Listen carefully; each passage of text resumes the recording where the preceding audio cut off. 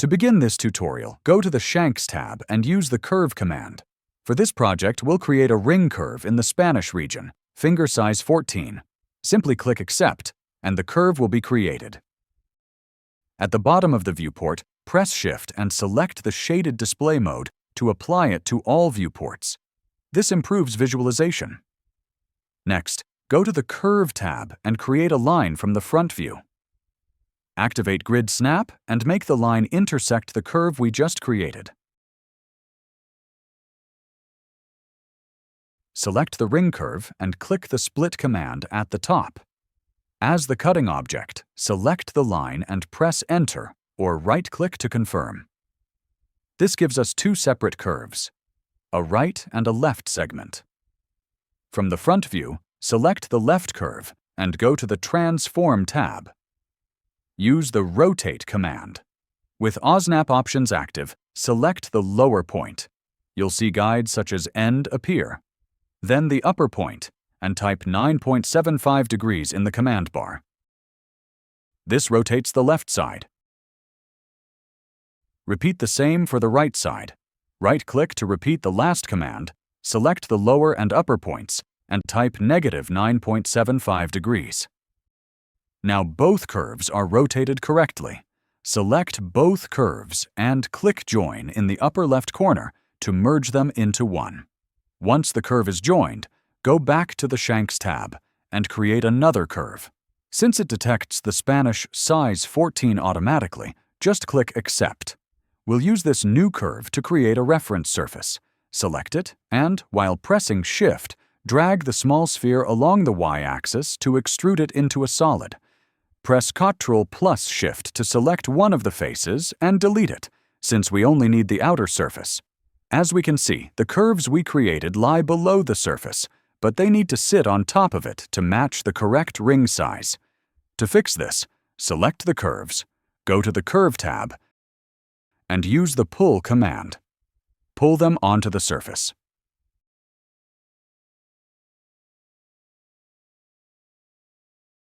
Now the curves fit the correct ring size. Delete the previous curve to avoid confusion later. After selecting the curves, you'll notice they have too many control points. That's not ideal. Go to the FIT command and with a default tolerance of 0.1, press Enter. You'll see the number of points reduced significantly. Now, select the curve and go to Accessories. Use the Profile command to create the shank. Without selecting any preset, click Edit. First, add a profile at one end of the curve. Edit it. And in the Asset selector, choose Profile 012. Then click Accept. Accept again, and to better visualize the shank while editing, duplicate this profile to the other end. Now we can see the solid. Edit Profile 1 and set the following parameters. Width, 2.3 millimeters. Height, 3 millimeters. Change the mode to Solid. Reduce the cap value to 0.4 millimeters for both start and end. Click Accept. You can now delete Profile 2 and duplicate the edited one to save time. As we can see, the lower side still needs a profile. Click Add and insert a new profile at the bottom. If it doesn't fit the ring size properly, it's because we haven't assigned the orientation surface. Simply click the surface and add it to the command panel. Now the shank fits correctly. Select the cylinder and hide it by typing Hide in the command bar. Now edit the lower profile, Profile 2. Click on it, change the shape to Profile 012, and adjust it as shown in the video.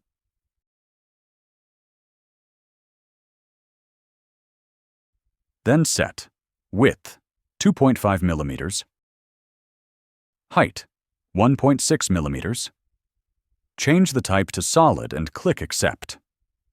This completes the shank. Next, go to the Diamond tab and use the Studio command to create a Pear cut gem. Set Width, 5 millimeters. Click on Add, and then accept the command to create the gem.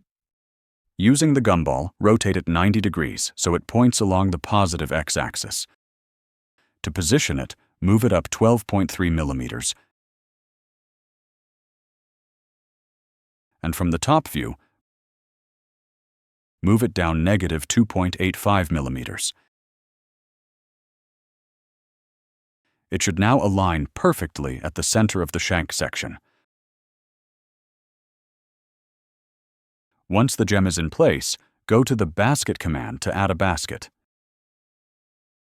Without selecting a preset, click Edit and set the following parameters.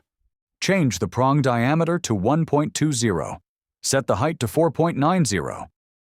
Then, leave gem inside at 0.15 millimeters.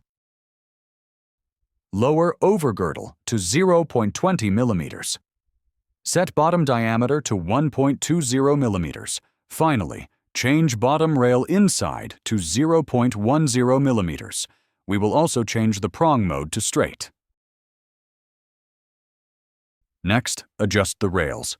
For the upper rail, change the mode to chamfer. You can change the shank to a different layer to temporarily hide it. Switch the rail mode to custom shape and select the 003 asset for the upper rail. Adjust the parameters. Set the width to 1 millimeter, then set the height to 1.30 millimeters. Leave under girdle at 1.20 millimeters. Now we will adjust the bottom rail. We will also change the profile shape by selecting Asset 003. Then change the width to 1 millimeter. Next, set the height to 2.20 millimeters.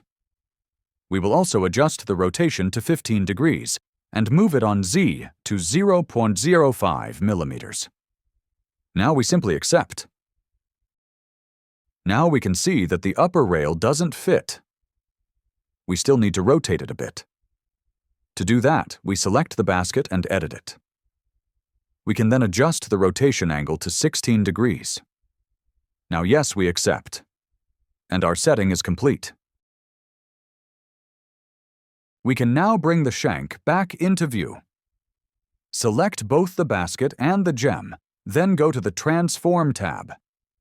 Use the Mirror Opposite command to duplicate the setting on the other side. At this point, the model is almost finished.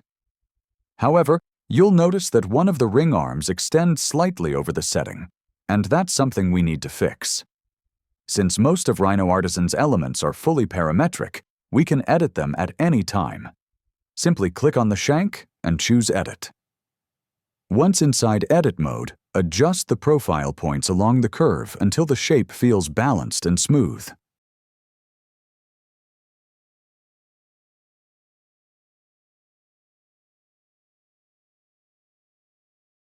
When you're satisfied, click Accept, and now our shank and both settings are complete.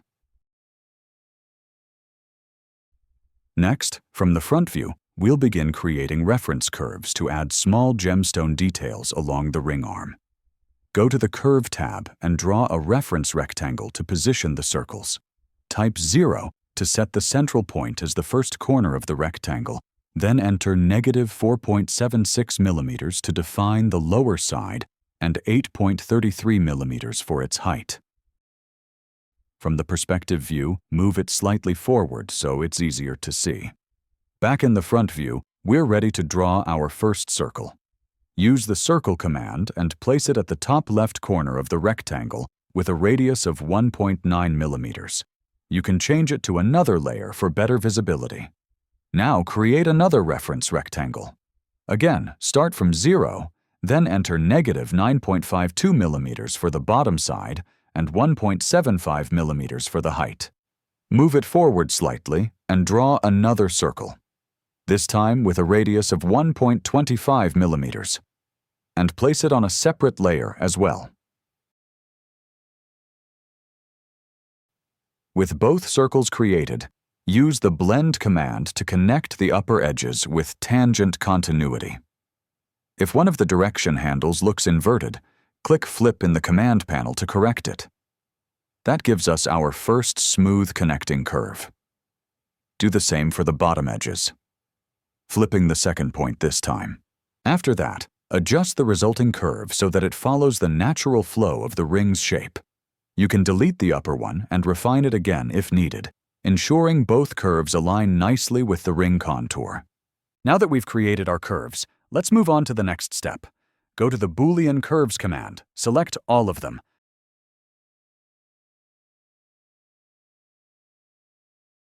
and right-click to confirm. In the command bar, choose All Regions, and you'll see a black line showing the combined result. Right-click again to confirm. Then move the new curve to another layer and hide it if you want. Back in the perspective view, bring the curve forward slightly. And from the front view, use the Project command to project it onto the shank. You'll notice that it's projected on both sides, which is exactly what we need. Hide the original curve to keep things clean. Now we'll go to the Solid tab and use the Push and Pull command. Select the area, press Enter, and type 0.2 in the command bar. When you drag forward, it creates an extrusion outward. But we want to carve the gem channel, so pull it inward instead. Right-click to confirm, and you'll see how the groove is created perfectly. Repeat the same process on the other side. And now both channels are ready. Next, let's add the gemstones. Go to the Diamonds tab and select the Pave command. Assign the solid to the panel and choose the gem size. Start with a 1.6 mm stone and click Add. Zoom in to adjust it and leave a small space for the prongs. Then, slightly reduce the size and add another gem of 1.4 mm.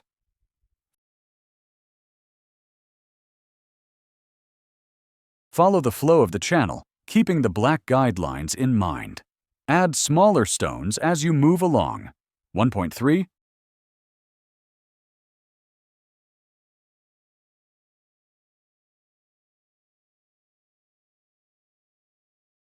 1.2,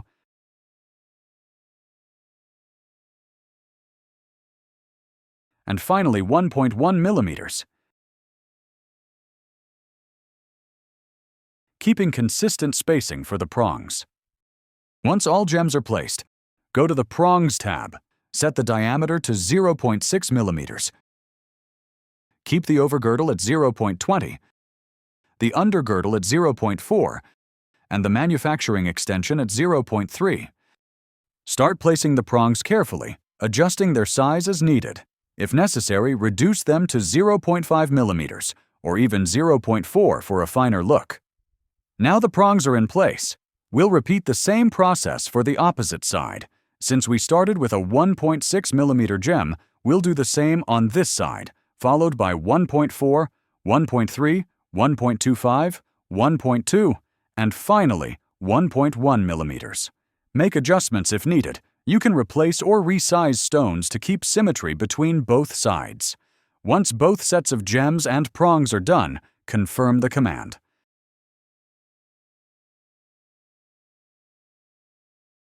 To continue, we'll offset the curve directly on the surface. To do this, select the curve and go to the Curve tab and use the Curve Offset on Surface command.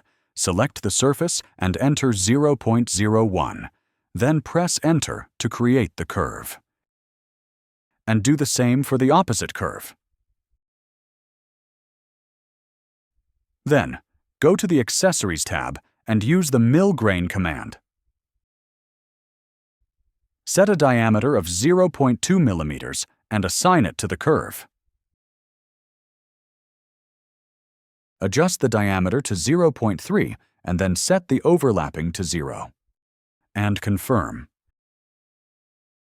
To apply the same mill grain to the other curve, just use Apply Style, select the existing mill grain, and apply it. As a finishing touch, move each mill grain slightly inward, about -0.05 millimeters. to give it a more refined and professional look. Repeat this for both sides, and the detailing looks perfect.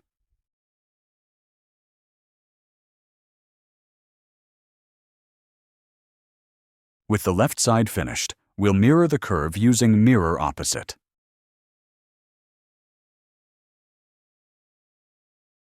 Select the curve, go to the front view,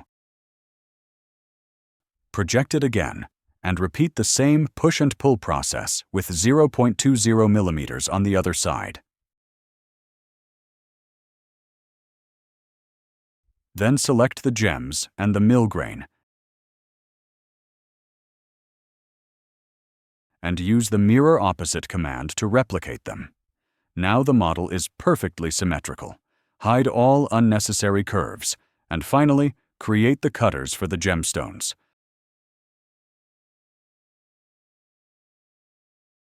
Apply a Boolean difference, removing the inner geometry. And that's it! Our model is complete. I'll leave a sample render for reference, but don't hesitate to share your own results.